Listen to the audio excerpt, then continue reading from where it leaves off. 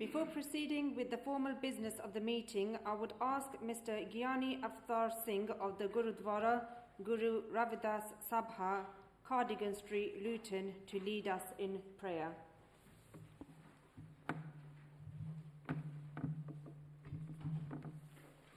ਸਤਨਾਮ ਸ੍ਰੀ ਵਾਹਿਗੁਰੂ ਇੱਕ ਓੰਕਾਰ ਸ੍ਰੀ ਵਾਹਿਗੁਰੂ ਜੀ ਕੀ ਫਤਿਹ। ਸ੍ਰੀ ਭਗਵਤੀ ਸਾਹਿਬ ਵਾਰ ਸ੍ਰੀ ਭਗਵਤੀ ਜੀ ਕੀ ਪਾਤਸ਼ਾਹੀ ਦਸਵੀਂ ਪ੍ਰਥਮ ਭਗਵਤੀ ਸਿਮਰ ਕੈ ਗੁਰੂ ਨਾਨਕ ਲਈ ਧਿਆਏ। ਫਿਰਗਤ ਗੁਰ ਤੇ ਅਮਰਦਾਸ ਰਾਮਦਾਸ ਸਿਮੀ ਸਾਹੇ ਅਰਜਨ ਹਰ ਗੋਬਿੰਦ ਨੂੰ ਸਿਮਰੋ ਸ੍ਰੀ ਹਰਾਏ। ਸ੍ਰੀ ਹਰਿ ਕ੍ਰਿਸ਼ਨ ਧਿਆਈਐ ਜੱਠੇ ਸਭ ਦੁਖ ਜਾਏ। ਤੇਗ ਬਹਾਦਰ ਸਿਮਰੀਐ ਘਰ ਨਾਮ ਦਾਵੇ ਧਾਏ। ਸਭ ਥਾਈ ਹੋਏ ਸਾਹਿ ਦਸਵੀਂ ਪਾਤਸ਼ਾਹ ਸਾਹਿਬ ਗੁਰੂ ਗੋਬਿੰਦ ਸਿੰਘ ਜੀ ਮਹਾਰਾਜ। ਸਭ ਥਾਈ ਹੋਏ ਸਾਹਿ ਦਸਾਂ ਪਾਤਸ਼ਾਹਾਂ ਕੀ ਆਤਮ ਜੋਤ ਸਰੂਪ ਸਾਹਿਬ। ਗੁਰੂ ਗ੍ਰੰਥ ਸਾਹਿਬ ਜੀ ਕੇ ਪਾਠ ਸ਼ੰਦੀਦਾਰ ਕਾਤ ਅੰਦਰ ਕੇ ਖਾਲਸਾ ਸਾਹਿਬ ਬੋਲੋ ਜੀ ਵਾਹਿਗੁਰੂ। 50 ਪਿਆਰਿਆਂ 54 ਸਾਹਿਬਜ਼ਾਦਿਆਂ 40 ਮੁਕਤਿਆਂ ਹਠੀਆਂ ਜਪੀਆਂ ਤਪੀਆਂ ਜਿਨ੍ਹਾਂ ਨੇ ਨਾਮ ਜਪਿਆ ਵੰਡ ਕੇ ਛਕਿਆ। ਦੇਖ ਲਾਈ ਤੇ ਗਵਾਹੀ ਦੇਖ ਕੇ ਨਿਠ ਕੀਤਾ ਤਨਾ ਪਿਆਰਿਆਂ ਸਤਿਆਰਿਆਂ ਦੀ ਕਮਾਈ ਦਾ। ਤੇ ਅੰਦਰ ਕੇ ਖਾਲਸਾ ਸਾਹਿਬ ਬੋਲੋ ਜੀ ਵਾਹਿਗੁਰੂ। ਹੇ ਨਿਮਾਣਿਆਂ ਦੇ ਮਾਣ ਸਤਿਗੁਰੂ ਨਿਤਾਣਿਆਂ ਦੇ ਤਾਣ ਨਿਓਟਿਆਂ ਦੇ ਓੜ। ਧੰਨ ਧੰਨ ਗੁਰੂ ਨਾਨਕ ਦੇਵ ਸਾਹਿਬ ਜੀ ਮਹਾਰਾਜ। ਧੰਨ ਧੰਨ ਗੁਰੂ ਗ੍ਰੰਥ ਸਾਹਿਬ ਜੀ ਮਹਾਰਾਜ। ਧੰਨ ਧੰਨ ਗੁਰੂ ਰਵਿਦਾਸ ਸਾਹਿਬ ਜੀ ਮਹਾਰਾਜ। ਆਪ ਜੀ ਕੇ ਹਜ਼ੂਰ ਅਰਦਾਸ ਬੇਨਤੀ ਹੈ ਦਾਤਾਰ ਜੀ। ਲੂਟਨ ਦੀ ਸਾਥੇ ਪਾਤਸ਼ਾਹ ਜੀ ਕੌਂਸਲ ਪਾਤਸ਼ਾਹ ਜੀ ਸਾਰੇ ਮੈਂਬਰਾਂ ਨੇ ਰਲ ਮਿਲ ਕੇ ਦਾਤਾਰ ਜੀਓ ਅੱਜ ਮੀਟਿੰਗ ਕਰਨੇ ਪਾਤਸ਼ਾਹ ਕਿਰਪਾ ਕਰਨੀ ਮੀਟਿੰਗ ਵਿੱਚ ਕਾਮਯਾਬੀ ਬਖਸ਼ਣੀ। ਸਾਰਿਆਂ ਮੈਂਬਰਾਂ ਤੇ ਸਿਰ ਤੇ ਮਿਹਰ ਭਰਿਆ ਹੱਥ ਰੱਖਣਾ। ਦੁੱਖਾਂ ਕਲੇਸ਼ਾਂ ਦਾ ਨਾਸ਼ ਕਰਨਾ ਕਾਰਜ ਰਾਸ ਕਰਨੇ। ਸੇ ਪਿਆਰੇ ਮਿਲਣਾ ਜਿਨ੍ਹਾਂ ਮਿਲਿਆ ਤੇਰਾ ਨਾਮ ਚਿਤਾ ਆਵੇ। ਨਾਨਕ ਨਾਮ ਚੜ੍ਹਦੀ ਕਲਾ ਤੇਰੇ ਭਾਣੇ ਸਰਬਤ ਕਾ ਭਲਾ। ਵਾਹਿਗੁਰੂ ਜੀ ਕਾ ਖਾਲਸਾ ਵਾਹਿਗੁਰੂ ਜੀ ਕੀ ਫਤਿਹ। Thank you very much. Please be seated.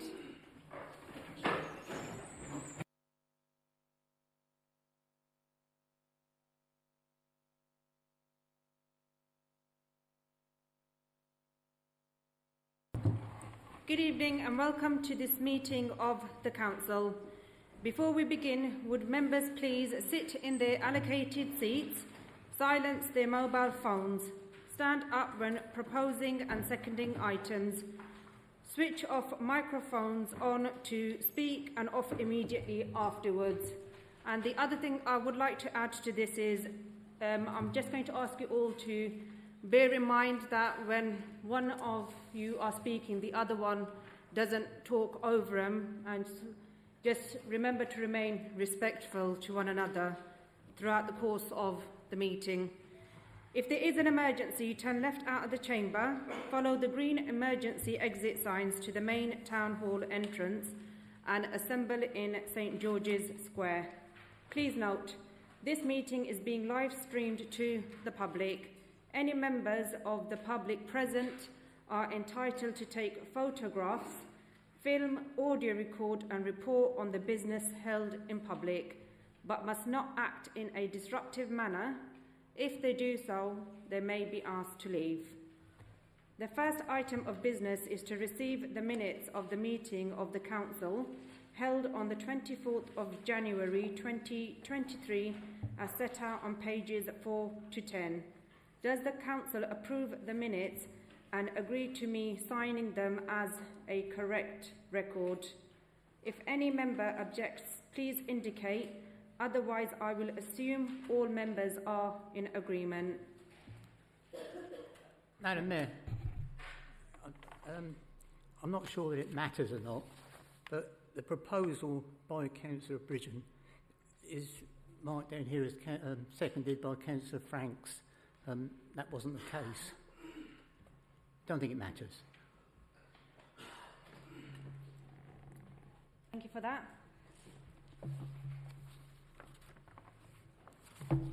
Are there any apologies for absence from this meeting?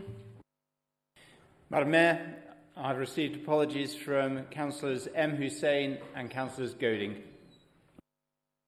Madam Mayor, Anna Pedersen, Alan Skeppelhorn and Lee Bridgen. Young? Just Gilbert Campbell, please. Right, thank you. Members, please note that voting will be by exception. Other than with the exception of the motion on the budget this evening, rather than calling out each member's name to record their vote, I will ask members to indicate if they wish to vote against a motion.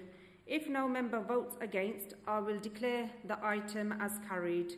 The outcomes will not be recorded in the minutes unless 6 members of the Council indicate that they wish for this to happen, in accordance with Standing Order 20.2.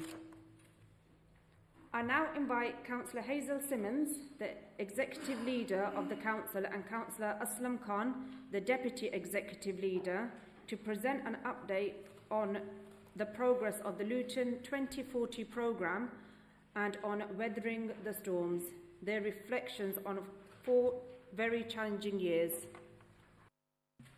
Thank you, Madam Mayor. Good evening, members. This is the last report to Council for this administration, and what a 4 years it has been. In 2019, none of us could have imagined what a challenging period the next 4 years were going to be, and it has certainly been the most difficult period most of us will have experienced. In 2020, the whole world was paralysed by COVID-19, and its impact was felt particularly here in Luton, where businesses, our communities and the Council were devastated by the effective closure of the airport and the loss of vital financial support. COVID took a huge strain on Luton with a disproportionately high number of illnesses and the tragic, untimely loss of many family and friends. However, the Luton community were magnificent and responded to support each other during this period and continue to do so now. Over the last 2 years, we have worked tirelessly with health colleagues to administer over 375,000 life-saving vaccines.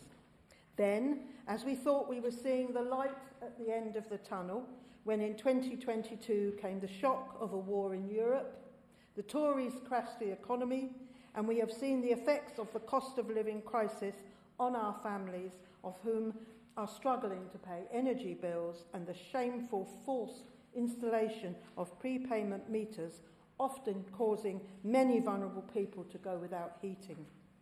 At the same time, we have experienced unprecedented pressure on our systems, as we've had an influx of refugees and asylum seekers while having to manage a housing crisis in our town. It may seem strange to talk of a silver lining amidst this seemingly endless fog of difficulty, but if there is one, it is this: the compassionate and caring nature of the residents of this town has shone more brightly than ever before. What we always knew to be true has been demonstrated time and time again as Lutonians have opened their arms to help others, given freely of their time and often their money as well. Individuals, organisations and communities, the lifeblood of our town, have led the way in their utter dedication to the people of Luton, inspiring us at the Council and thousands throughout the town to do all we can to help others. The Council has faced huge financial difficulties. The dramatic reduction in income from the airport and the ongoing reduction in central government funding meant we've had to implement a stark emergency budget, making difficult decisions which inevitably brought some pain to many.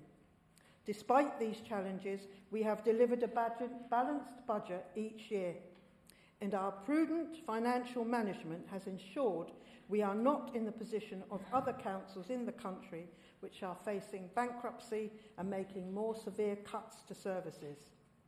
To aid us, we have been able to secure more than 119 million in grant funding, secured since 2020, including £20 million levelling up funding.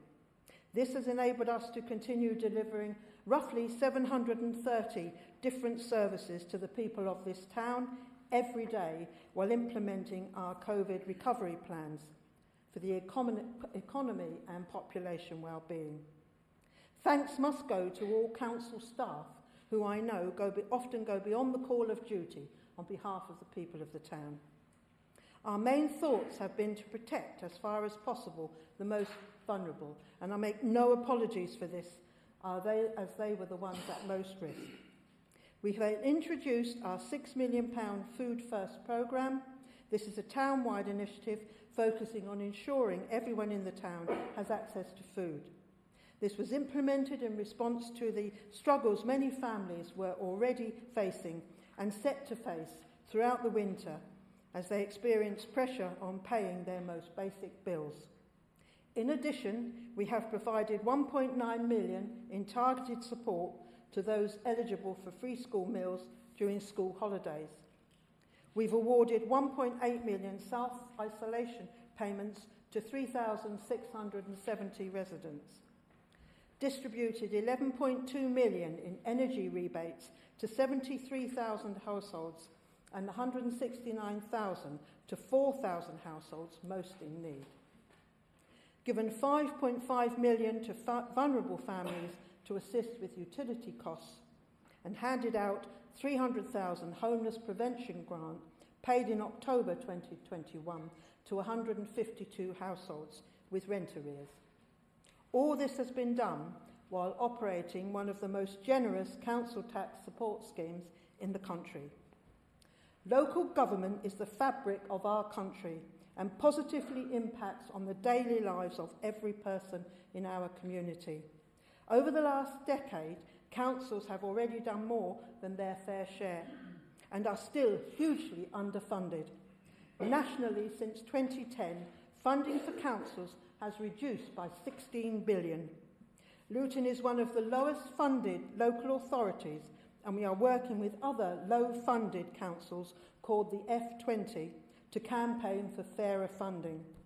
The current review of funding has taken too long, and we need a government with courage to implement a fairer distribution of resources to equalise council tax levels across the country. But I have to say, I'm not holding my breath as far as this government will sort it out. As well as delivering support at times of crisis, it is vital that we act wisely and strategically in order not to lose any momentum for the future. We have introduced a number of important forward-thinking initiatives: a new integrated family partnerships service, a new adult social care strategy, and delivered Luton's first social work academy, and a resettlement programme for refugees from Afghanistan and Ukraine. And we are delighted to say that yet again there have been no school exclusions among our looked after children cohort this year. A significant part of our Luton 2040 vision is to improve health standards throughout the town. As already mentioned, we were heavily involved in the town's COVID vaccine rollout and worked especially to engage with hard-to-reach communities. More recently, Luton became a Marmot town, dedicated and focused upon health equality. Once again, a vital part of that has been the Talk, Listen, Change community engagement, which seeks to raise awareness across the town of the importance of well-being and some simple but effective steps for all to have positive mental health. The Council is wholeheartedly committed to equality, diversity and inclusion. Under this administration, we have put forward Black Lives Matter and ethnic minority motions in order to deliver positive change towards an equitable and fair town. Not only that, but we are taking steps to represent the town's diverse nature of the Council's workforce. We have launched the Luton Fairness Task Force to tackle issues such as prejudice and ensuring everyone has a voice. Housing affordability and availability is one of the biggest challenges, not only for Luton, but for the East of England. In Luton, we are actively managing a challenging housing situation with over 9,000 on our waiting list and around 1,200 in temporary accommodation. We have a constant need for family-sized homes and have a record number of homeless applications, which we constantly try to manage. But it needs a government to address what is in effect a housing crisis and to acknowledge that council housing is not a dirty word, and councils need proper funding to provide decent homes, which are a fundamental right, and it is criminal that under the Tories, the number of new social homes has fallen by 80%. 80%. But like other crises in our country, this government is very silent. Housing remains a constant challenge for a unitary authority with little space at its disposal. However, we have made inroads, delivering over 2,000 new homes and helped hundreds of people move out of temporary accommodation, and have plans to build 425 homes per year over the next 4 years. However, there is still a lot more to do. Despite the challenges, our ambition for the people of Luton remains undiminished, as together with stakeholders from across the town, we remain united in our commitment to eradicating poverty by 2040. I would now like to hand over to my colleague, Deputy Leader Aslam Khan, and thank you for listening to me. Thank you, Hazel. Madam Mayor, Luton is a town of hard-working people, and we have done all we can to give those dedicated individuals and businesses the necessary support to thrive in a highly difficult market. We have been instrumental in securing millions of inward investment and jobs into the town. Throughout COVID, we were able to deliver £56.6 million in business grants to local businesses to keep them going through the crisis, and we have developed a good business charter with our local businesses. We are very aware that tomorrow's workforce is being prepared today in our schools, where skills, abilities and attitudes are forged.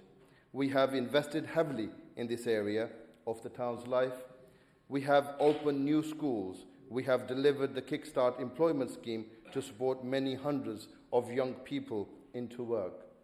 We have launched new employment skills strategy to ensure local people can reach their potential and secure the local jobs that we are creating. Last year, Luton School's pupils achieved better Key Stage 2 results than the national average in 2022. We have secured £1 million for the Construction Skills Academy and the fantastic DART project, which most of you have seen and been on, and also included 32 apprentices and involved more than 1,500 students alongside outreach with 24 schools, as well as careers, fairs and work placements. This is one of the biggest ever project undertaken in Luton that will put the town and our airport on the map for the right reasons. We have exciting and dynamic plans to continue developing and regenerating Luton to ensure residents get the very best infrastructure and opportunities, and a town we can increasingly be proud of. We have launched our bold and ambitious town centre master plan, which sets out how our town centre will transform over the next 20 years. A new pocket park just behind the mall will soon be overlooking the River Lee, providing a pleasant outdoor space in the heart of our town. Towards the airport, we are continuing with a number of developments which are not only changing the face of our town, but providing jobs in the process. The Luton Dart, Strawberry Start and Red Row homes building in and around the old Vauxhall Works are transforming and revitalising opportunities for everyone. Planning has been approved for Power Court, and the prospects of a new cutting-edge stadium for our football team are getting closer. It is one thing to have revitalised new parts of the town, but we know it is vital that we can all live in pleasant surroundings that reflect the pride and the passion most Lutonians feel. Communities have told us they are fed up with the antisocial few who think it's okay to dump their rubbish all over the place, anywhere they like. This is totally unacceptable and disrespectful for their neighbours and cost the council thousands of pounds to deal with it. That's why we have waged a war on fly tippers and waste. This is where we have invested more enforcement officers, an investigation hub and fly tipping evidence capture crew. We've taken over 1,200 enforcement actions in waste crimes since 2019. and this will continue to increase as a result of our additional investment. We have declared climate emergency and set out Luton's roadmap to net zero. As part of this journey, we have already received £7.74 million of decarbonisation funding to provide energy solutions to our public buildings and schools. We have switched 95% of our street lights to LED and switched the council vehicle fleet from using diesel fuel to the new gas to liquid. We also have installed an urban tree that improves air quality by 53%, and introduced the engine idling policy, as well as developed a 280 secure indoor cycle store. 6 of our wonderful Luton parks have retained green flag status, and we introduced Operation Foresight, increasing policing and enforcement to improve town centre safety in 21 and 22. The airport is key to so much to what goes on in Luton. Through our rapid and timely intervention, we saved it, despite the catastrophic impacts of the pandemic on our airport, and continue to ensure our brilliant charities and community organisations could support the most vulnerable in our town. Through our partnership, we have seen it introduce a living wage and make great strides in equality, diversity and inclusion. We have seen the launch of Luton Rising, a new brand for our airport company focused on sustainable growth that supports our community and our planet. We know there are important concerns about the environmental impacts, and as we grow our airport, therefore we believe our expansion plan set in place some of the most far-reaching sustainability measures ever put in place by a UK airport. The airport will also see additional economic activity through the development of Green Horizon Park, attracting new businesses to the area with an emphasis on green technology jobs. Improving the arts and culture offering remains at the heart of our plans, and it is only right that for a town as rich and culturally diverse as Luton, therefore, it should be the opportunities to allow our community's traditions and interests to flourish and showcase themselves. To that end, we have launched a new heritage strategy and a refresh of our arts and culture strategy, overseen full program of events during the year which brought the communities together in fun and friendship. Each new year, indeed each new day, brings fresh opportunities as well as fresh challenges. As we look back, do we think we have got everything right? No. Have we delivered during the most unprecedented times? Absolutely yes. The latest resident survey stated that 73% of our residents said that they were satisfied with Luton as a place to live. This has improved year on year. But we are not and never will be complacent. We know we have much more to do. Over the next 5 years, we will continue wholeheartedly to deliver the next steps of the Luton 2040 vision. We will continue to grow our economy, focus on improving the health of our residents, work towards net zero, and ensure Luton become a child-friendly town and a place to thrive. And underpinning all this is our commitment to being a town where all communities have a voice. We will protect the most vulnerable, encourage the voluntary sector, and give each person a chance to shape their future.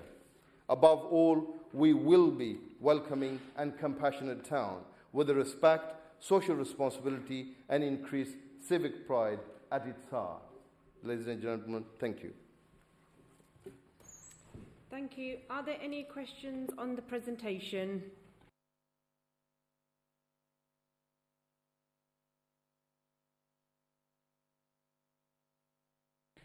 Madam Mayor, all members of the Council have been circulated with a list of the items before the Council this evening which fall within the ambit of Section 106 of the Local Government Finance Act 1992. Any member affected should disclose the fact and refrain from voting on any question relating to those items. Madam Mayor, I have received no Section 106 disclosures. and I've also received no disclosures of interest. Thank you. The names of councillors voting on a budget decision must, by law, be recorded in the minutes of this meeting. This will apply to the next item, agenda item 5.1. At the appropriate time, the Chief Executive will call out each member's name in turn. Please respond with for, against or abstain so that your vote can be recorded. I will now invite Councillor Roach to move agenda item 5.1. Thank you, Madam Mayor. Before I start, I would just like to say thank you to the person who holds the chair before me, Councillor Malcolm. Sat here for a long, long time, and I hope I can do justice as much as you did for the last many years that you sat in this chair. Thank you. I'll just go through the briefing, if I may, firstly. The General Fund revenue budget, the impact of COVID combined with 40-year high inflation rates have had a pervasive impact onto the Council. This will continue to be the case in 23-24 and beyond as the UK economy falls into recession. Consequently, it is expected this will increase the demand for Council services as residents would require additional support in areas such as temporary accommodation and social care.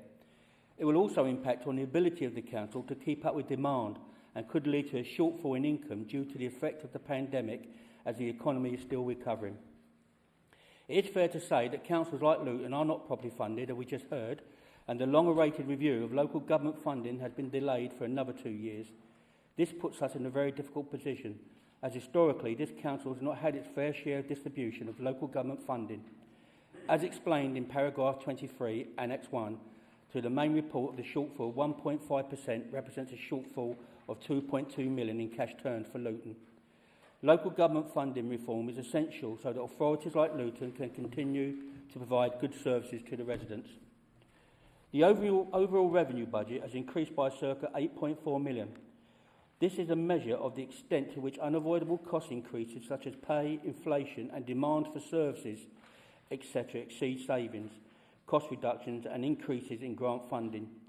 This gap necessitates increasing the council tax by 5% as allowed by central government in order to deliver a balanced budget. Council tax helps us to pay for vital local services, protect the vulnerable who need help and support, young and old. The ability to increase council tax by 5% combined with prudent financial management following the July 2020 emergency budget has allowed the council to set a balanced budget for 23-24. However, this will continue to be a challenge as the cost of living crisis, increasing interest rates and the looming recession make it difficult to predict precisely what impact it will have on the council finances. I would like to take this opportunity to thank the people of Luton who have shown such resilience during the pandemic and now with the cost of living challenge and increasing inflation and interest rates. I'm going to talk a little bit about now the General Fund Capital Programme. The proposed capital programme includes a significant new investment to the Council's assets and infrastructure, in particular schools and highways, as well as the staged Bute Street Major Regeneration Project, for which Levelling Up grant of funding of 20 million has been secured.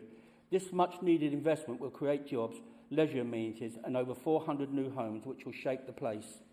Some highlights from the budget of 2022 include no cuts in vital frontline services, no planned redundancies, significant investment in frontline services, tackling climate change, continued investment in local services, town centre regeneration and housing, continued support to the local economy and for education and skills development, continued support to local community and voluntary organisations through Luton Airport Community Fund, significant investment to deal with road maintenance, dealing with traffic flow and speeding, whilst encouraging cycling and walking. The schools continue to be funded directly from the dedicated schools grant, which also funds some functions carried out by the council on behalf of the schools. The dedicated school grant has increased from 264 million in 22-23 to 280 million in 23-24, which should to some extent ease the pressures on the school budget. I propose the recommendations as set in paragraph 1 on page 11 to 13, Roman numerals 1 to 14. Thank you, Madam Mayor. Thank you. Is the motion seconded? I now propose to take any questions on the report. Before taking questions, I would advise that, understanding orders, a member may ask only one question plus supplementaries. However, I have the discretion to allow a member to ask more than one question. In accordance with the budget protocol, I am going to allow the first member of each of the Liberal, Democrat and Conservative groups who indicates that they wish to ask a question to ask an unlimited number of questions and supplementaries of the mover of the motion within a total time of 20 minutes each. The normal rules will then apply to all the other members. Are there any questions on the report? Councillor Franks? Well, thank you, Madam Mayor. I doubt that I'll take the whole 20 minutes, but anyway, let's see. There are a number of issues that I think ought to be clarified in the report before us. I'll start with some stuff in the Green Book. Page 4 tells us the cost of airport employees is to go up by 95%, £900,000. What's the reason for this, please? Thank you, Madam Mayor. This is an area that would have been, I guess, would have been discussed with scrutiny. We have to return to you in writing on that one. Thank you. I'll take that as he doesn't know the answer then. Page 6 tells us that transport costs in the finance department, relatively small sums, admittedly, to go up from 17,000 to 31,000. I'm just desperately trying to work out what it is the finance department is transporting. Can you tell us?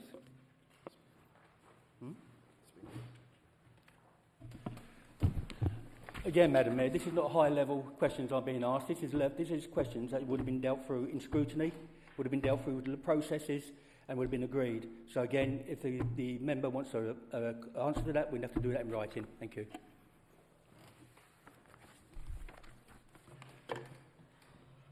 I would have thought, where we're talking about significant increases, he actually might have taken the trouble to understand them before he came here this evening, but there you go. What's happened to Community Development Department, please?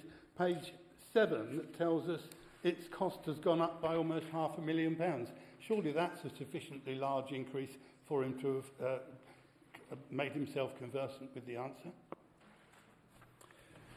Again, we revert to writing, Madam Mayor. Thank you. It's amazing, all these huge increases, and he hasn't taken the trouble to find out what they're all about. What's the next one I've got? Oh yes, page 28 tells us that demographic and demand-led cost pressures in the Inclusive Economy Department have led to an increase in the budget of £4.8 million, close to £5 million. Was that a big enough figure for him to find out what it's all about? We will revert to writing, Madam Mayor. Thank you.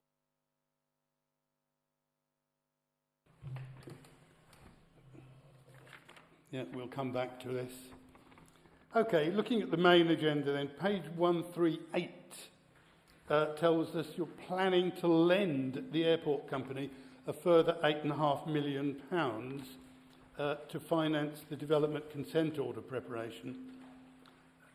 Page 19 tells us the total of approved loans to the airport company now stands at £508 million. Does this include what the company will need to cover the £70 million overspend on the DART system, or will that be in addition? The loans against the Luton Airport, against Luton Rise, includes the DART, based on the loans against it. In relation to the DART, that automatically will come back and we'll be looking at DART when it's completed and it's finished. The loans, there's no loans allocated for the airport in this budget. So I'm not sure, I'm looking to try and find, there's no loans allocated in the budget for the Luton Airport. However, the benefit of the Luton Airport giving loans to the Luton Airport is the interest that we receive, which last year was £24 million in interest, and also going up to another £4 million, which goes into general fund to help frontline services going forward. It's not it doesn't have any bearing on the council taxpayer. It doesn't have any bearing whatsoever on the people of Luton. Thank you. He really doesn't understand his own budget, does he? Not planning to lend the airport any more. The capital programme clearly spells out that you are planning to lend the company a further £8.5 million. Page 138 of the main agenda makes that quite clear. I would have thought £8.5 million was a big enough number for him to have taken the trouble to find out what it's about, but there you go.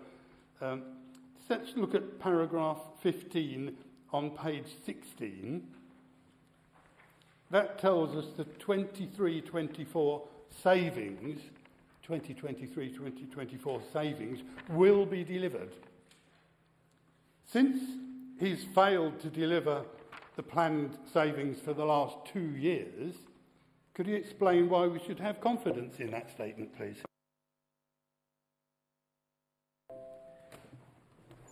Madam Mayor, we came out of COVID with those savings, and we weren't able to achieve those savings because of COVID. What we're doing is putting them into a transformation and modernisation programme, which will allow us to achieve those within 2 or 3 years in this next administration.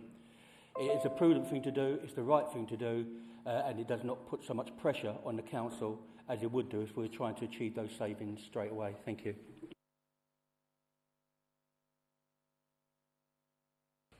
Thank you. Any other questions? Would any other member like to ask a question?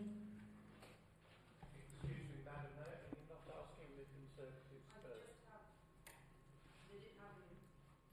Right. Councillor Tom Shaw, did you have a question?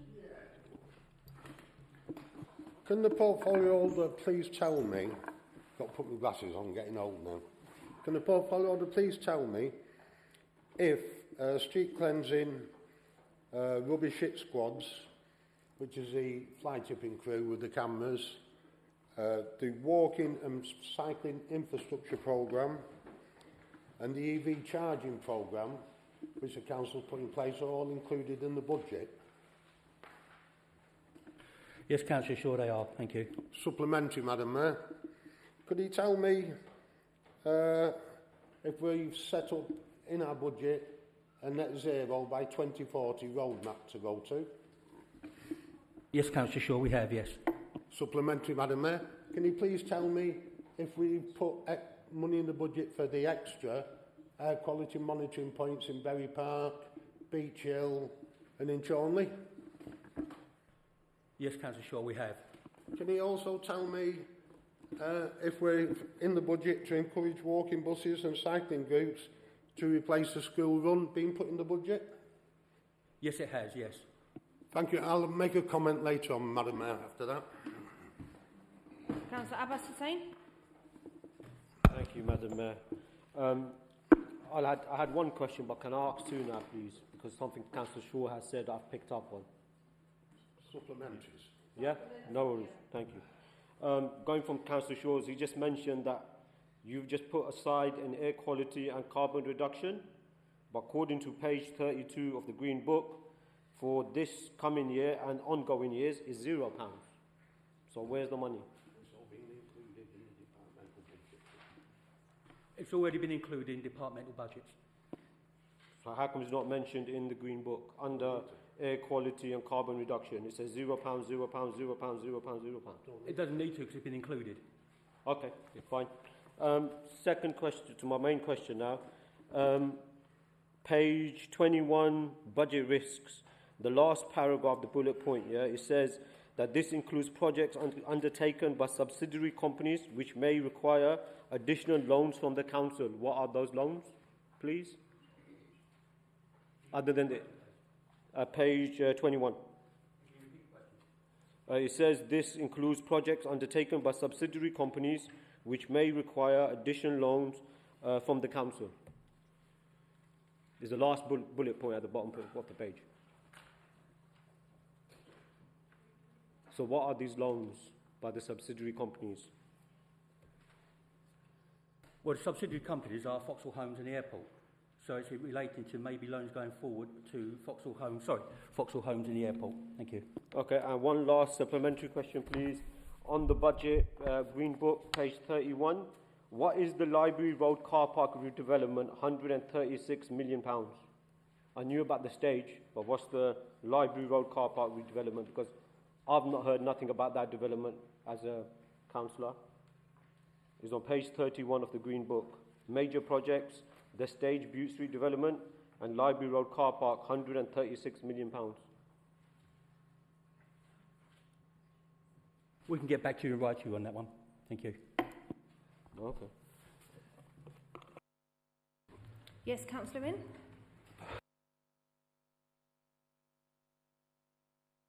I'll start off general and then we can move on with supplementaries if we need to.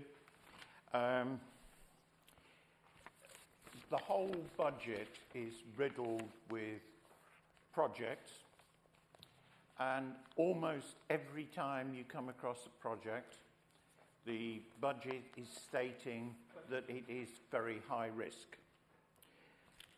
Can I ask how the risk is actually going to be managed? Because the level of risk in this budget is higher than we've ever seen, and it is taking this council into a position where it is frankly in danger of being bankrupt.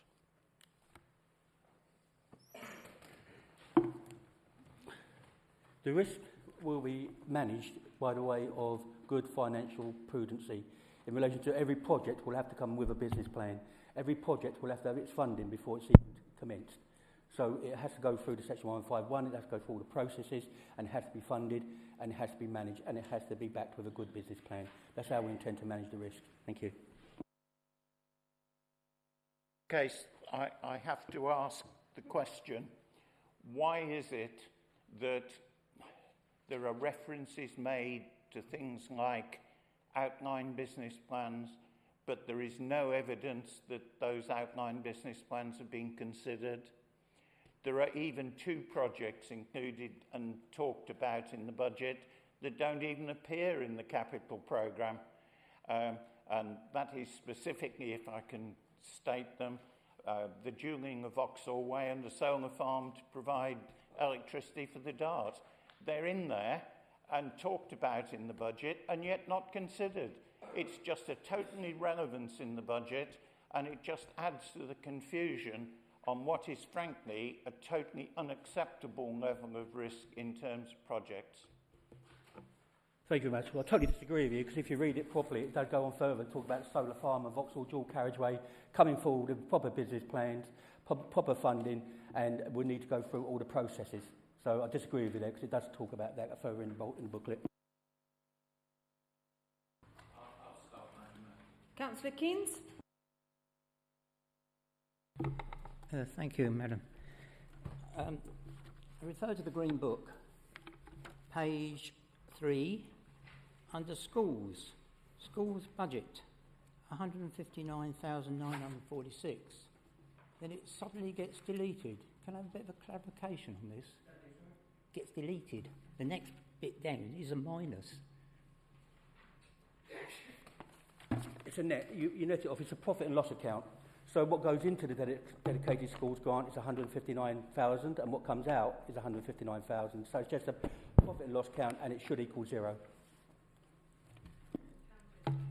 It's an accounting procedure. Great. Okay. Yeah, we all understand them, don't we? You're not intending to go for the contingency funds held by the schools, are you? No. Is that a certain definite no? It's a definite no. Thank you.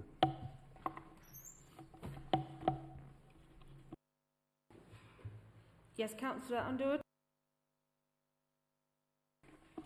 Thank you, Madam Mayor. I've got a question about the dividends from Lao. Why are we being reticent about taking dividends? Why are we being reticent about taking dividends from Lao? The airport numbers, the number of passengers using the airport's increasing, getting back to pre-pandemic levels. So why are we not taking dividends from Lao? The reason why we're not taking dividends from Lao at this present time, and probably not for a few years just as yet, it still needs to build as a business. It hasn't got reserves in place. It's not ready to give us dividends, and we need to give it a chance to grow back to where it was. You're right what you say, the passenger levels are up, but they're nowhere near to what they were pre-COVID. But that's the reason why we're just letting the company grow. Thank you. Are there any other questions from anyone who hasn't asked yet? Councillor? It's more supplementary on Councillor Underwood's question. It's just, given how much the loans are from Lao, or Luton Rising as it's now known, to the council, surely if you're not, which we made clear in the budget, that eventually the dividends will in essence be used to pay off those loans, surely not having those loans, helping them pay off those loans will reduce the size of the interest on the aforementioned loans and help them out to grow long term. Firstly, the dividends will not be paying off the loan. The dividends are an interest rate from a commercial point of view that allows money to come back into the general fund. So we borrow the money at a low rate, we give it to the airport at a premium rate, which we call a risk rate, and that comes back into the general fund, and it helps to do front services. So that's a benefit really as well. The way the loan will be repaid is probably through, when we look at the way the new concession service was set up, that's when the loan will be looking to be repaid. Thank you. Right, thank you. Are there any amendments? Does any member wish to speak to the motion? Councillor Jabir Hussain. Thank you, Madam Mayor. I just want to welcome the fact that, and sadly, the fact that Luton residents are again having to pick up the 2% for adult social care, that we can protect the most vulnerable in our society in Luton, yeah. But it's a pity that the government hasn't funded this properly, and again, it falls to our taxpayers, our residents, to pick up the tab. And also, just to clarify, that the beds, PCC and fire on a property band D, a band C or a D, for a C is adding 321.37, which we collect and we pass on, even though our residents see that.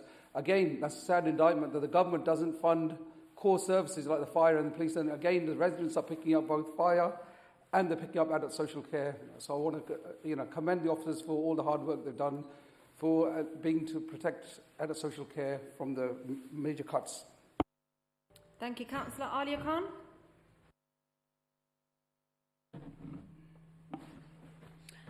I just wanted to welcome the investment into average speed cameras, because myself, I get a lot of complaints from residents talking about the speeding issues that they have, but I know that most members in here today will agree that that's a common complaint that they receive. I also want to welcome the provision for CCTV cameras and the expansion and the investment into that in schools especially, because it ensures the safety of our children and it ensures the safety of our town overall. Thank you. Councillor Aslam Khan. Thank you, Madam Mayor. I want to welcome our budget, which is a balanced budget, and thank our portfolio holder and the officers for putting such hard work under the difficult financial times. I was only talking to another councillor who works for Warwickshire Council, and he was admiring how ambitious and bold this council is. And they wish that they had councillors who could think of investing and growing. And they wish that they did the same thing as we did to our airport, which has given us jobs and gives us vital revenue to keep our over 700 services going. Not many councils could be proud of work like that. And under these circumstances where we've been fighting austerity for the past 10 years, passed on from the coalition and then from Tories over to us, many just did not take up the challenge. But we have, our team has, and we have worked tirelessly over the past 10 years not to just to keep the council afloat, but to have the bare minimum impact on the services that has had. So even now, with balancing the budget, we had to go through fine-tooth comb because there's not much money to find. But our flagship projects like the DART, like the airport, and now moving on to town centre, we are very confident that we're going to put in infrastructure in place that many generations in Luton will benefit from. So again, thank you to our members and officers for doing a commendable job. Councillor Tom.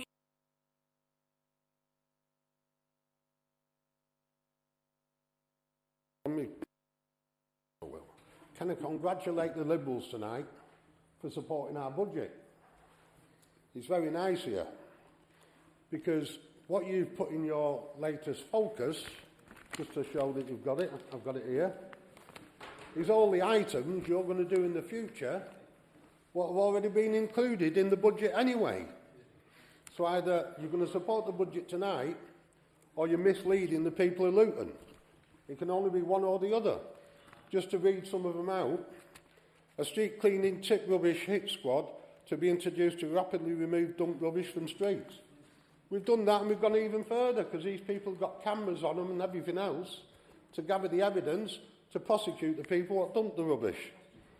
Review the old recycling programme in Luton to learn from best practice authorities.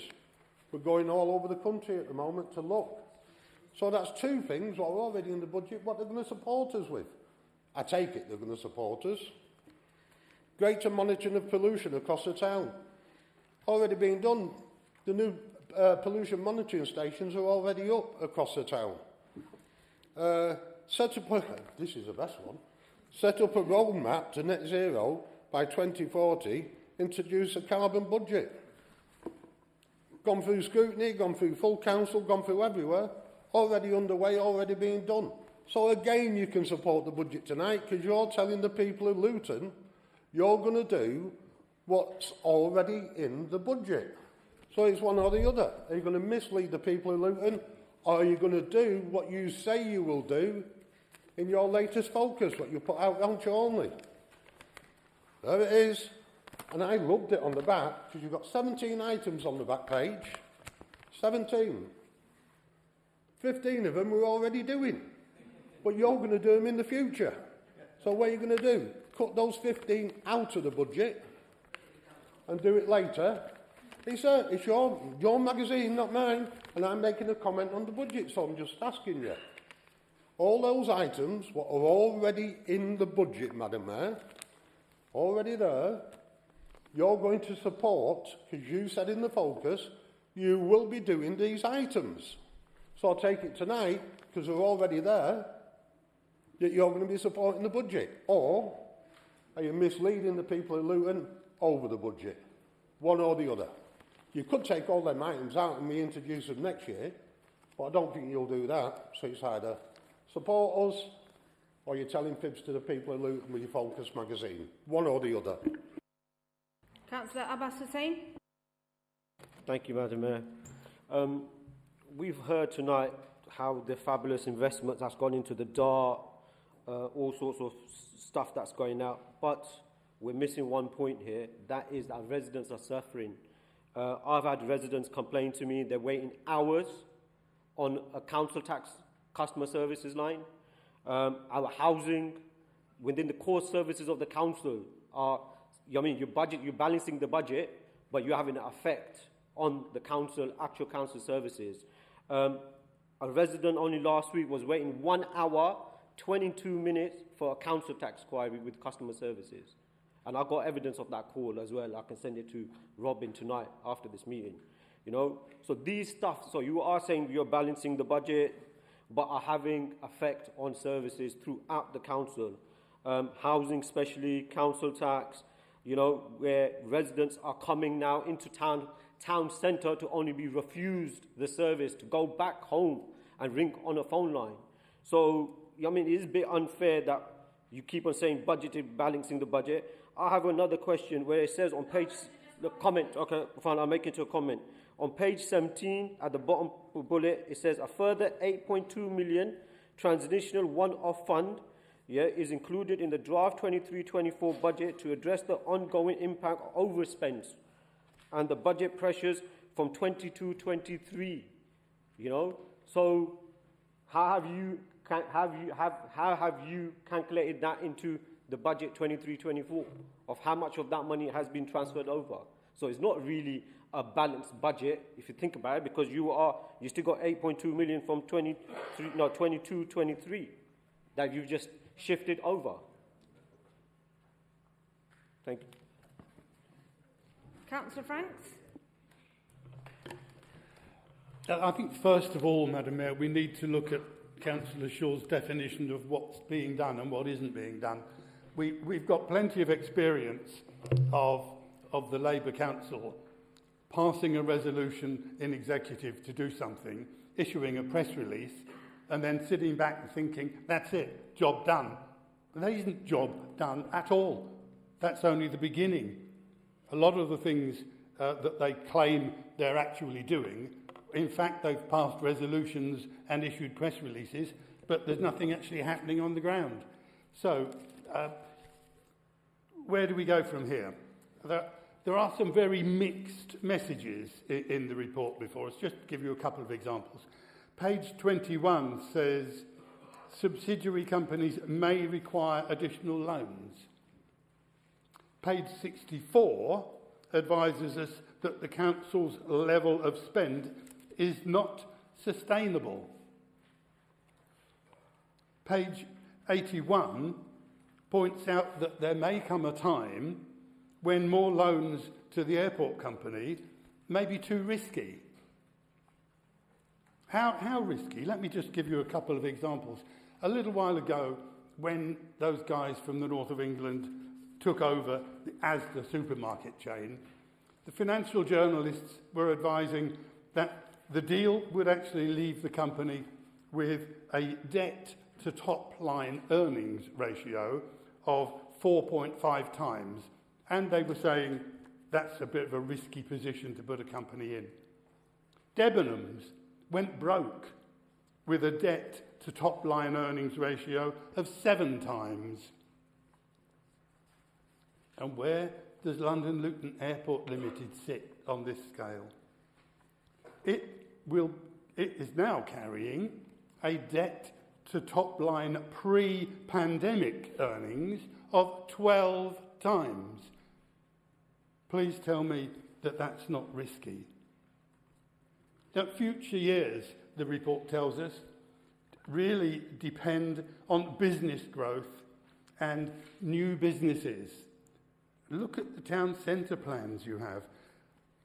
The stage project, which we support 100%. But I've got to tell you that no matter how attractive it is when it's all there on the ground, nobody will go anywhere near it until you've sorted out the rest of the town centre, which is frankly a disgrace. Look at last year's budget, just as because I want us to understand how much confidence we can have in this year's. You put in a budget to cover 2% increases in staff salaries. The actual cost is £4 million more than that. And that's one of the reasons why you're going to be overspent in the current year by £12.7 million. As a result of criticism by the auditors, contingencies have been discontinued, you say. That's except for those that are not. See page 62. In fact, if you look at page 109, you've got £5 million worth of contingencies. So where have they been discontinued? And finally, Finance Review Group offered no comments on the budget. Do you want to know why Finance Review Group offered no comments? Because they weren't given the full budget. The 12 or 14 or whatever number it is appendices were not given to them. So if you can't give them the full picture, how can you expect them to make sensible comments? Madam Mayor, I have no alternative but to ask my members to vote against the budget. Councillor Wynne. I have to return to my previous comments. I think maybe I've got more faith in the SIPFA financially qualified officers perhaps than others might have. Within the budget, it stated very clearly that the capital programme represents at 161 million a very high level for a council of Luton's size. That's what accounting professionals in our borough have said in their own budget report. They go on to say that in total, and they describe Luton as now being, and it said, Luton Borough Council is now a higher risk council. And they're saying that including HRA, we will have a risk at over £1.2 billion. This is not an acceptable budget, and I don't care what is said about it. It is just not an acceptable budget, and it is too high risk. Thank you, Madam Mayor. Councillor Mould.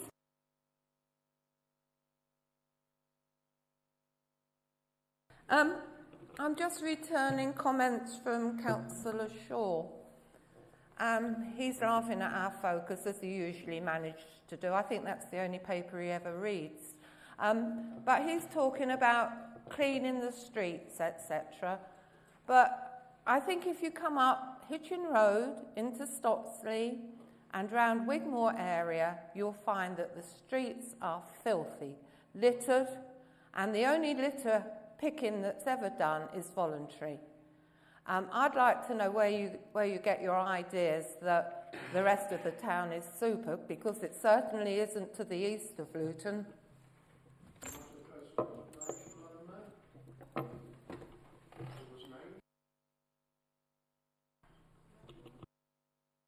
Yep, Councillor Tom. Your own Focus newsletter. I'll read it out just to make sure we don't get it wrong. A street cleansing tip rubbish hit squad to be introduced to rapidly remove dump rubbish from streets. Been in place for 2 years. On top of that, to go back to what Councillor Franks said, that's why over 1,000 notices have been served on people of Luton for tipping rubbish. Your newsletter claimed this summer you're going to do something with what's already in place. That's what I said. Thank you, Madam Mayor. Councillor Jackie Burnett. Yeah, thank you. It's been very interesting to hear the discussion today. And on reflection, I think I really need to give some context. I'm not saying that people don't know, but the level of unemployment has been the lowest since 1974. And the public sector is struggling, not just Luton, but everywhere, to deliver the service that it used to take for granted before the pandemic. And I think we need to bear that in mind. It's not just Luton, it's up and down the country, local authority, fire service, NHS, care providers are struggling to deliver a service that we used to take for granted. So I understand my colleagues saying about the level of response, that we're not as responsive as we used to be. But we are not living or operating in a vacuum. We are connected and affected by the microeconomics that takes place. And I am glad, and as hard as it hurts me, to see some of the things that we used to take for granted that our residents and we who live among our residents cannot get. I am proud that we are not in the situation of Croydon Council, that we're not in the situation of Thurrock. I don't care what anybody says. Balancing the book is the key role of us as a local authority that we are elected here to do. And we have done that in spite of inflation being over 10%, because really, for some things, it's 20%. That's why some things have the level of risk that it has. But my colleagues over there have not mentioned anything about the level of inflation that we have had to deliver and still deliver a service. We have had energy bills gone over 100%. I'm sure my colleague or officers are eminent Dev, Section 151 officer that my colleague so says that he trusts. We go with what Dev advise us to do. I am not aware that we as a local authority, a Labour administration, have gone opposite to what our officers that are highly professional advise us. But we have, but my colleagues, the opposition, have not mentioned anything about inflation in the budget. And we have to swallow it. Whether we like it or not, we have to swallow those increases that our residents have had to. Maybe people should watch Martin Lewis, who's quite well give us a prediction of what inflation has been over the last 2 years on bills and where it's likely to go. And let's remember as well, all those that's inactive, economically inactive. The government reported about 500,000 that have chosen not to work during those pandemic. Those are people that have knowledge, experience, that could be helping their economy. But some of them are lamed up, they've got poor health. Oh yeah, because they can't get the public service they need, like NHS and social care. So I am glad and I am proud of what we've managed to achieve. Yes, it's been painful, but there's a quote that a good captain never learned their craft on a calm sea. And oh my God, what rough waters we have had to do. But we are still here delivering services. We are not broke, we're not Slough. Oh yes, let's remember Slough that are looking to sell off their asset and the government is in. So if you cannot even find it in your effort to acknowledge the challenge that we have managed to do, I will give thanks and colleague to my colleagues and officers. No, yes, remember there is a rest register. There is the rest register that everybody can look at. Yeah, I have spoken a little bit long, and I know my colleague is going to come back. But we're not working by ourselves. We are affected by the global economy and what goes on in Britain. Thank you, Madam Mayor. Councillor Peter Chapman. It's comments, isn't it? Yeah.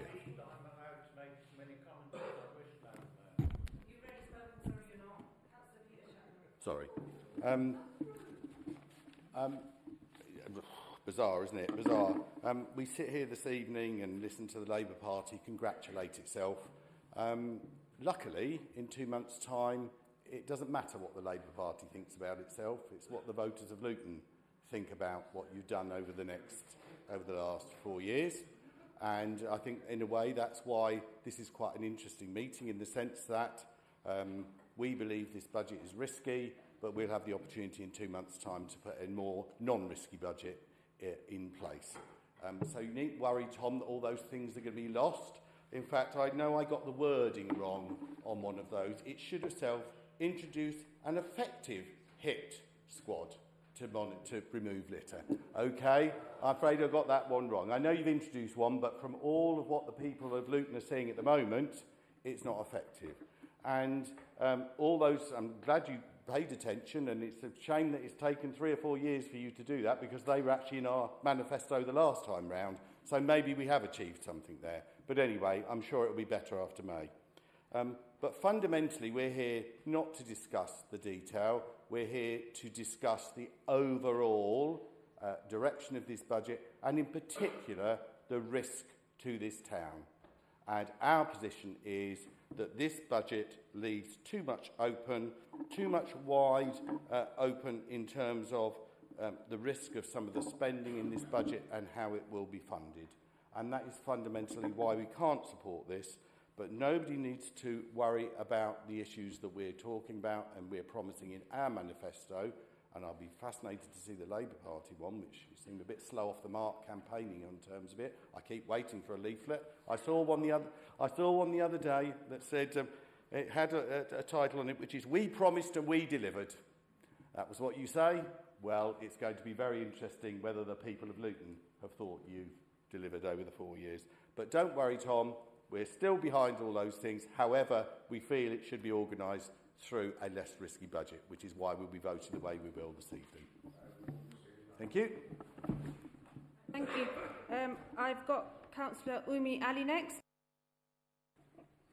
I just want to echo what Councillor Burnett said. I think I was going to say half the things she said, and she's right. The whole local authorities all over the UK are struggling. We've delivered a balanced budget. We've put the funding into the things that the Lib Dems want us to put funding into and that we also want to put funding into. We put over £1 million into highways, which people are complaining about, which is in your focus. We put £700,000 into parking. We've also put, quite interestingly, you know, we care about the residents, we care about them. We're putting money into the local cycling and walking infrastructure project, which is great because we're working towards net zero. That will help with achieving our net zero goals. It will help with improving the physical health of people in Luton. So at the end of the day, we have done good things, things that you want us to do. I'm quite surprised that you're not going to agree with this budget because that means that you're not agreeing with improving parking provision in Luton for our residents. It means you're not agreeing with the highways and the resurfaces that we're doing. Well, that's what it is. That is what you're doing. And like we said, you know, we're putting 2% of the increases going towards adult social care. If we weren't underfunded by the current council, the current Tory government, then we wouldn't have to do that. We're making up for the failures of the Tory government, the austerity that started in 2010 with the Tory and Lib Dem coalition. So I just want to thank the officers and Councillor Roche for actually delivering us with a balanced budget. And yeah, that's it really. Thank you. Councillor Fatima Begum. Thank you, Madam Mayor. It's a shame that Ummi went before me because she said half of the things I was going to say. Well, thank you, Ummi. I welcome this budget and echo everything that was said so far. So you literally cut my sentence to only 2. So the council invested 4.5 million into carriageway surfacing and surfacing treatment programs last year. And we have to do more. 36 roads were done, were surfaced, and we planned 28 roads had received a surface treatment in 2022. However, Luton hasn't escaped the potholes. The prolonged periods of rain in November and December, 2 cold snaps has led to potholes on the network. The council is busy repairing these potholes and working through the backlog. This budget ensures that we are investing in our town and to manage deterioration of highways and have a safer roads. Thank you. So Steve Moore. Thank you. It's interesting that our colleagues on the other side are currently saying that our reasons for voting against the budget are because we don't agree with various provisions within the budget. It comes down to the simple fact, as outlined by Council Wynne, that even the Council's own highly trained financial experts have littered the entire thing with outlining how high risk things are. Councillor Burnett mentioned about inflation. I thought it went without saying. Every single one of us in this room is a resident of this town, is a resident of this country that is suffering from that. So it figured that it went without saying that everything within the town and across the nation goes within a risk of the and the problems caused with the cost of living crisis and inflation. It went that way without saying, and every single person in this town does understand that, but it doesn't change the fact that the budget that's come out has been littered by its own council's advisors as saying everything is high risk. Yes, you make the comment about these other councils. Well, the point of something being high risk is there's a high risk of them going wrong and creating a Croydon, a Slough, a Thurrock. And that's the reason we're voting against the budget. But it doesn't surprise me that there is some selective looking at the papers involved when they talk an awful lot on that side about the coalition in 2010 and the austerity cuts. Now, a lot of people do disagree with the principle austerity entirely. But again, it's kind of looking at what they want to look at when you consider that the actual cuts made by the coalition are less than in the Labour's manifesto for 2010. Thank you, Councillor Kashif Chowdhury. Thank you, Madam Mayor. I start by thanking officers and Rob Roach for bringing up a balanced budget. This is not just our legal responsibility, but it's our moral duty as well to put the balanced budget. And after that, I'd like to welcome, the investment, as my colleague Alia Khan said, in the CCTV cameras and average speed cameras. And also like to welcome the 2% for our adult and social care services that are the most vulnerable people in our society. The much needed support. The government should be providing these support, but unfortunately our resident has to bear this burden. After that, I would like to point out a couple of things that are honourable, our colleague opposite benches, the contradictions. They're promoting 15 things in their leaflet, and they're going those things are we going to do, and they're going to oppose it. I only can say that the contradictory things they're doing. I can't say more than that. They probably think that I'm a bit rude, even though I can say more than that, the contradiction. I'm sure they understand what does the contradiction mean in real terms, in very harsh words. I'm not going to use that. Plus also, I like to remind them, they are opposing our budgets, but they haven't got no alternatives. They haven't, in past many years, they've been doing so, but we've been asking them, that they bring your proposal forward, but they failed to do so. They just want to oppose our mega project, darts, airports, that they bring jobs, the opportunity for the people of Luton, not just direct jobs, indirect jobs, services, all catering services, parking. You name the many things that these mega projects, and then the stage, of course, is going to be the future. And also would like to point out that they're saying we just do lip service or just pass a resolution. No. Is these things that we're promising, they are actually in the budget, and we are going to deliver for 23 and 24. Thank you, Madam Mayor, for giving me a opportunity. Thank you, Councillor Tamina Hussain. Salim. Thank you, Lady Mayor. So, thank you to the finance team for the Invest to Save. I mean, we've particularly benefited from it in Children's Services, the Social Worker Academy, where dozens of social workers who are very loyal to us have joined our team, and also the much-needed residential home here the residential care for children with special educational needs, so that we're not paying extortionate amounts to agencies that take our young people out of area. But I just want to touch on one thing that was raised around our customer services and the call waiting time.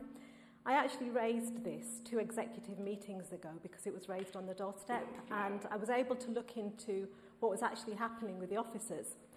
And actually, our call waiting times are responded within our target 80% of the time. And I'll just give you an example. In December, we get times where there are peak periods, so 28,000 calls were made to our service just in December. But 90% of those calls were answered within the target time. And those times that weren't, yes, there were peak periods, there are always peak periods, and times were longer than we would have liked. So the officers went back and said, all right, what do we do about this? And they've decided to look into things like other options, such as, calling back people who've phoned in, so call waiting. So when someone calls in, you can call back, to a call back to reduce the call waiting time. So these things are to be seen in context. And it's not that people and officers within the council turn a blind eye to them. There are responses made to them, and there's always a proactive response when we feel we're falling short. So I'd like to commend the officers for remaining proactive and being on top of, what we hear in terms of feedback from the public, which is really important for us. Thank you. Councillor Terry Keynes. Thank you, Madam Mayor. It gladdens my little heart to know that Tom reads Focus so intimately. Well done. At last we're teaching you what you really should be doing. Got some good speeches coming tonight. Brilliant. Just wonder, who are you aiming them at? The people of Luton or your Labour regional headquarters to ensure you each get a seat sometime?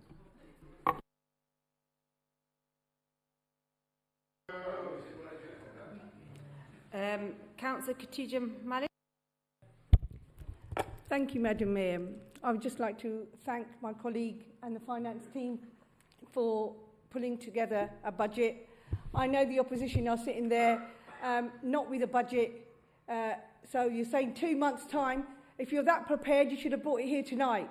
Why wait 2 months? If you're that confident,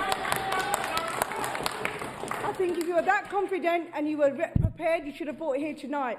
I would just like to highlight some of the area of work within health and well-being, the upgrades in some of the parks that we've managed to do, looking at the vision of 2040. I think it's really important to see all the great work that we do and the employment for our people of Luton. I think if you were really passionate about this budget, really, I think you should have brought it here tonight. You really haven't got one. It's not about 2 months. We don't know what's going to happen, but if you were that confident, you should have brought it here tonight for us to see, but really can't be bothered to do anything.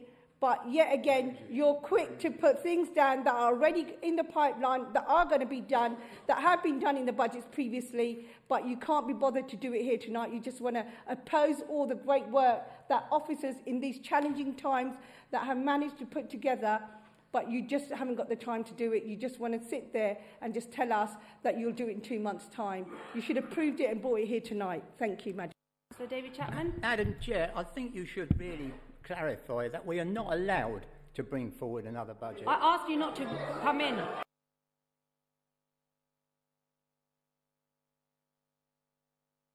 So, David Chapman.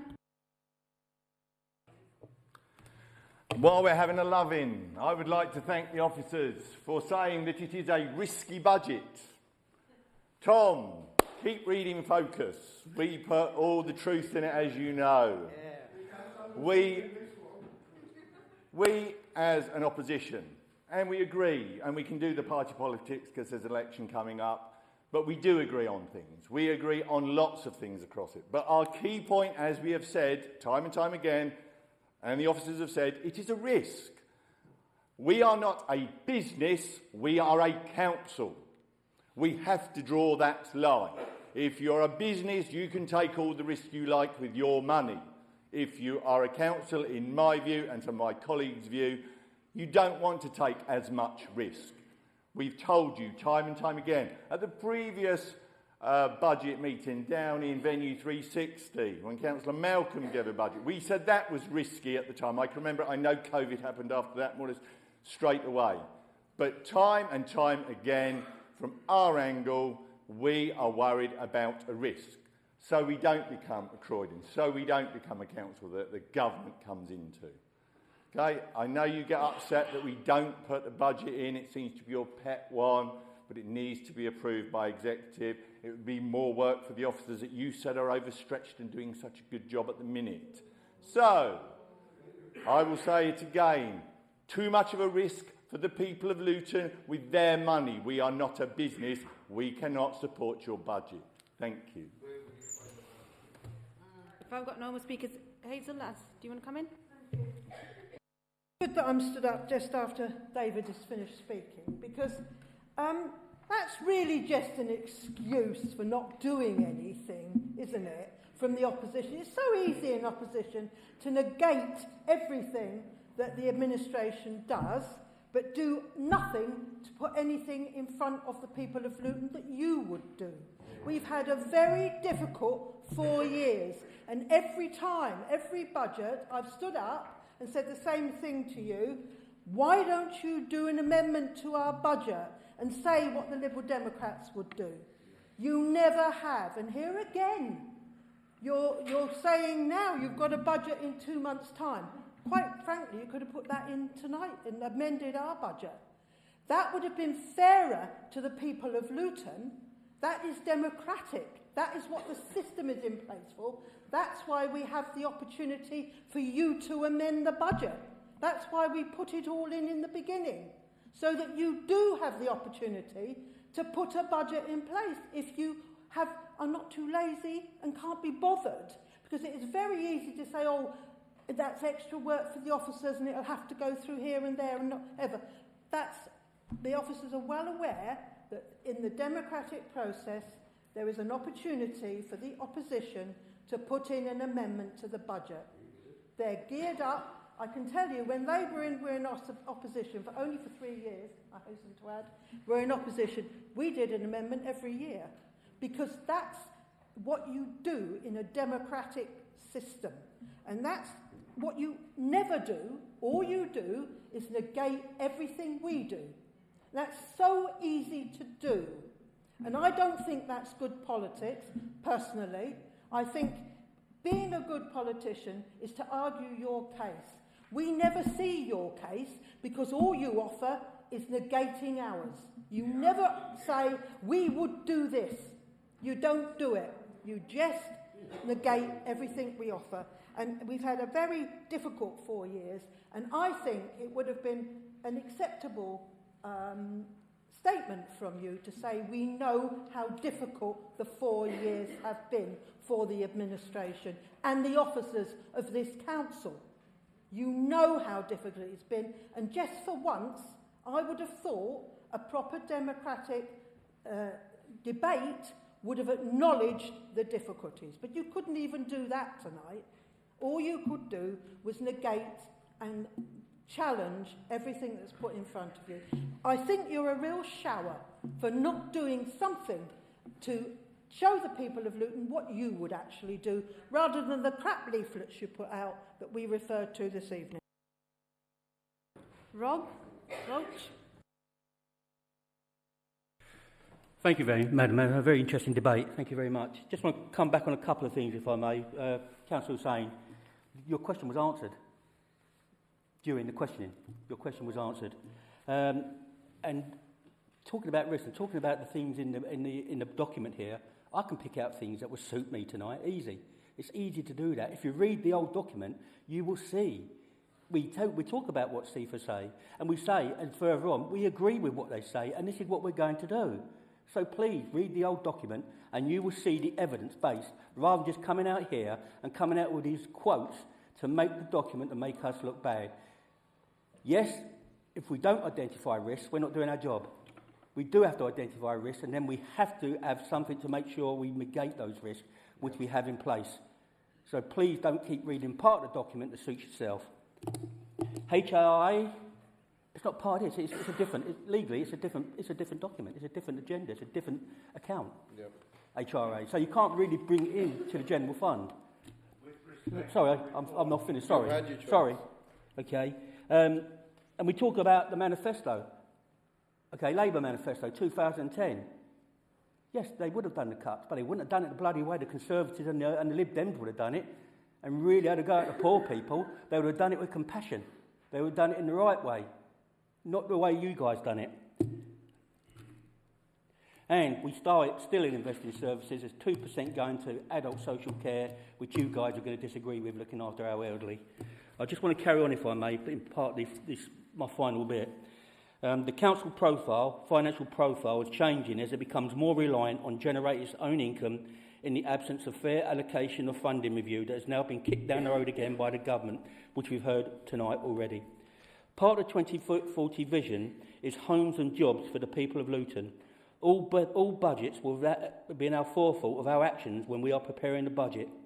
We will also continue to fight for a fair funding settlement, work with our partners to attract more public sector funding and inward investment to Luton. We will work with the growing sectors of the green economy, digital, creative industries, manufacturing and aviation. Also preparing a budget, our focus is on a 2040 vision of eradicating poverty. With this in mind, we need to look back and see all the difficulties we've come through, which have been highlighted tonight: austerity, the pandemic, now inflation, the cost of living, and the cost of energy, which is having a massive effect on the budget. You didn't say this. Council was praised by CIFA. Council was praised by CIFA on the approach to the pandemic. And I believe that taking those difficult decisions as early as we did put the Council in a stronger position today. The budget proposed for 23-24 is challenging, but appears to be robust, taking into account the plans to address the existing budget pressures and delivery of unachieved savings rolling forward.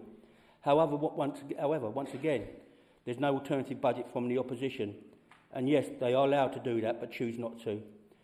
The point for me, and it's been mentioned again tonight, but it really is serious, if you want to be in administration, you need to tell the people of Luton what you're going to do, not just keep making excuses and keep negating what we do and being very critical all the time. Come on, tell us what you're going to do. Tell the people of Luton your budget, this election, and let them make a decision on what they want to do. We know that the points being raised in focus will be misleading, as we're doing the majority of them already in our policies, and we now have written legal advice saying that the bed benches secured against the airport are secured against an asset worth 1.5 billion. An asset worth 1.5 billion. Okay. They're secured, and if you want to take it up with we'll send you the email. If you want to take it up with the legal advice, please do. Please don't bring it back into this chamber anymore. In 2010, the Tories, with the support of the Lib Dems, commenced their austerity programme that took out 160 million from this council. That is what the people of Luton should know, and that is what we will keep telling them and keep in mind in the opposition of the outcomes of their actions on the people of Luton. We have had to deal with that, then COVID and the emergency budget, and now the issue around inflation, cost of living and energy crisis. You have no right to criticise. You're actually part of the reasons we are where we are. And we will keep reminding the opposition the outcome of the actions of the people of Luton. We've taken 160 million from our funding. The people of Luton orphan ideology the Lib Dems brought in called austerity. We need to be factual. You need to be truthful. If you can put things in focus, make it true. You put in there about this unsecured lending. It's not unsecured. I hope you're going to take it out or put an item in there saying we made a mistake, because we'll send you the legal advice to say those assets, those lendings secured by debentures on the airport. Because of the austerity programme and the government's lack of will to fund Luton Borough Council correctly, we are starting every budget from the wrong place. The demand pressures and demographic of Luton is that we are a London borough, but we do not get funded like a London borough. I heard Councillor Mead, is he here this evening? Councillor Mead? Sorry, yeah, he was at a police meeting, and you acknowledged the fact that Luton was a London borough, and I think you thanked the council for trying to achieve that, in getting that funding, that police meeting in Sunderland Park. What that means every year, we have to create a budget starting from the wrong place of underfunding. We will continue to fight to get the right allocation of funding for Luton. You can carry on criticising, we will carry on fighting. Let's remind people, no cuts in frontline services and investment in highways, resurfacing, parking services, local cycling and walking implementation plan, average speed cameras. We all know everyone must have residents saying about speeding. Well, we're doing something about it. We're getting average speed cameras put in. We are doing something about it. Put that in your focus. Improving regulations on street parking and IT. I would like to say one more thing. Tories, John, Councillor, this came through my door, okay, because you're now in the new Bramming Ward. I'm now living in the new Bramming Ward, no longer Limbury. Again, not factual. It talks about the things that you want to fight against. That's great. It talks about the 20 million funding and how great the government is in giving us 20 million, but not a word about the 160 million they've taken out of our budget. We need to be truthful with people.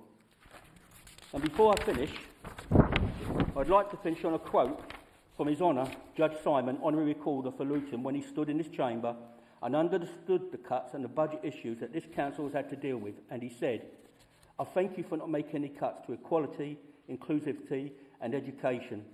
He understood the issues and he understood our priorities. Thank you, Madam Mayor. Thank you. The motion is before the council. Members will be asked to cast their vote individually to be recorded in the minutes. Councillor Abid. For. Councillor Agbali. For. Councillor Ahmed. For. Councillor Akbar. For. Councillor Ali. For. Councillor Begum. For. Councillor Burnett. For. Councillor D. Chapman. Against. Councillor P. Chapman. Councillor Chowdhury. For. Councillor Donnellan. For. Councillor Franks. Against. Councillor A. Hussain. Against. Councillor J. Hussain. For. Councillor J. I. Hussain. For. Councillor S. Hussain. For. Councillor Javid. For. Councillor Keynes. Councillor Alia Khan. For. Councillor Aslam Khan. For. Councillor Lovell. For. Councillor Malcolm. For. Councillor K. Malik. For. Councillor T. Malik. For. Councillor Masood. For. Councillor Mead. Against. Councillor Moles. Against. Councillor Moore. Against. Councillor Nichols. For. Councillor Roche. For. Councillor S. Salim. For. Councillor T. Salim. For. Councillor Shaw. Councillor Simmons. Councillor Taylor. For. Councillor Underwood. Against. Councillor Wahid. For. Councillor Wynne. Against. Councillor Young.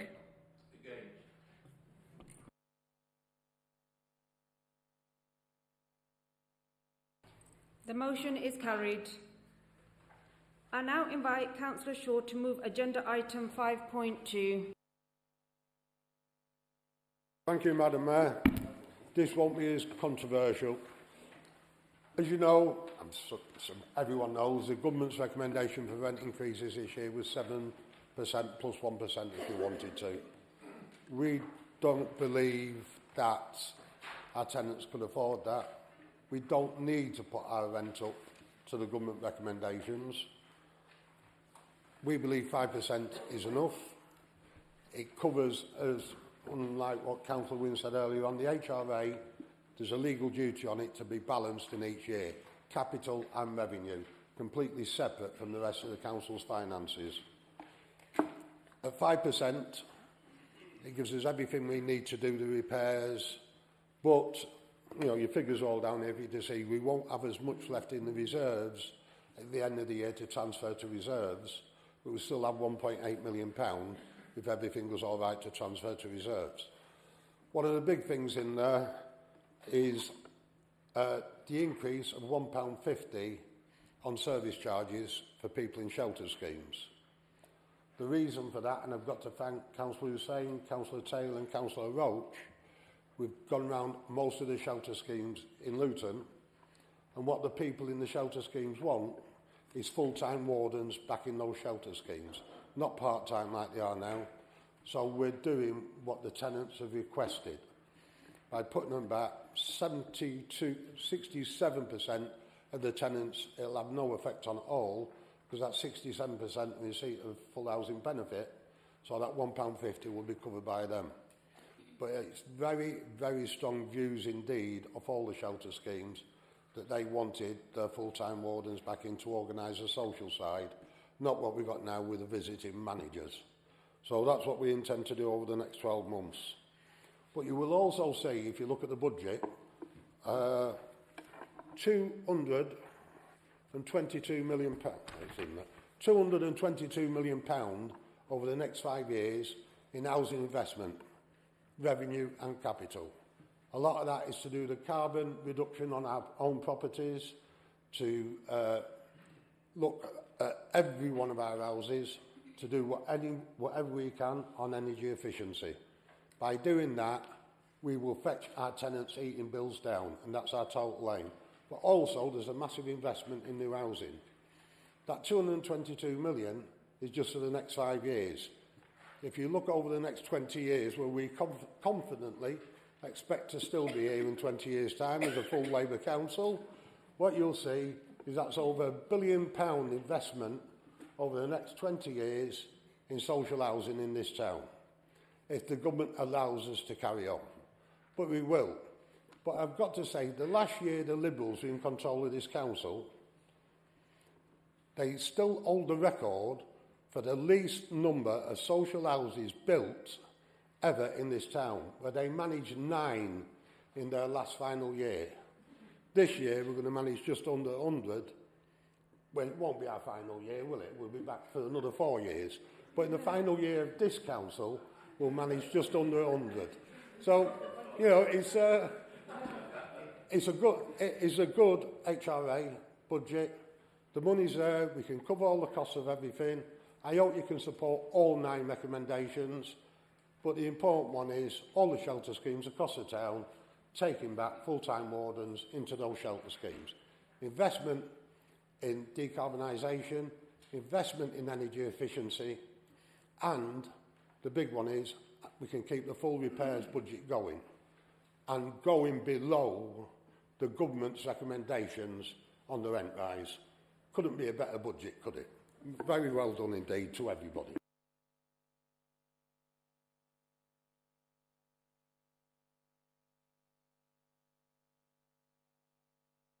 Right, is the motion seconded? Are there any questions? I know Councillor Terry Keane's had his hand up, so... Thank you. It's not actually a question. Sorry. Do I carry on? Is it a comment or a question? It's a comment, actually. I'll take you in the next. Any actual questions? Are there any amendments?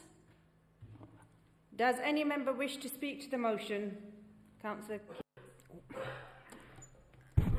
My only comment really is the wardens coming back to the sheltered accommodation. Great. It was a big mistake to get rid of them in the first place.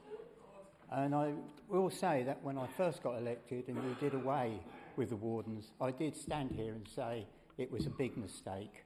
And I'm greatly thankful for saying, I told you so. Are there any others? We support it.